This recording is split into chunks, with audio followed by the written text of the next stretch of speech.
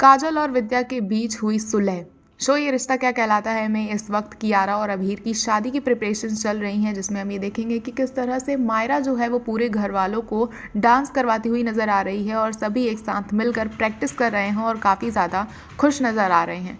और ये सारी चीज़ें देख के मनीषा काजल से ये कहती हुई नज़र आती है कि काजल दीदी आप प्लीज़ घर वालों को माफ़ कर दीजिए और ये जो हिस्से की जिद है, ये जो बंटवारा लगाने की जिद है, इसे छोड़ दीजिए। जिस पे काजल ये कहती है मनीषा से कि अगर तुम्हें ऐसा लगता है तो सबसे पहले तुम जाकर अपनी बेटी को गले लगाकर उसकी खुशियों में क्यों नहीं शामिल हो जाती।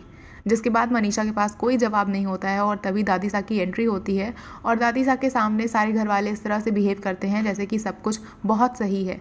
वहीं दूसरी तरफ हल्दी और मेहंदी के भी फंक्शन स्टार्ट हो चुके हैं और इस फंक्शन में अभीर को मेहंदी लगाने के लिए जब बात होती है तो उसके ससुराल वालों की तरफ से कोई भी बाहर नहीं आता है। लेकिन तभी दादी सा ये कहती हैं कि अगर तुम्हें कोई एतराज़ ना हो अभीर तो मैं तुम्हें मेहंदी लगाना चाहती हूँ।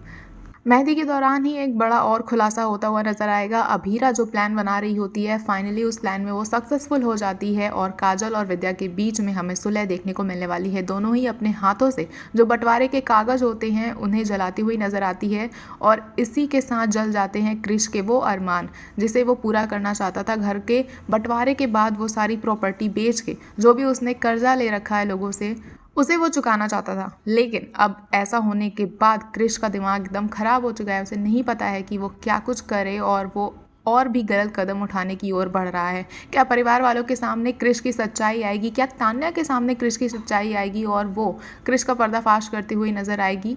आपको क्या लगता है? हमें कमेंट सेक्शन में ज़रूर बताएं। ऐसे ही और अपडेट्स के लिए जुड़े रहें हमारे चैनल के साथ।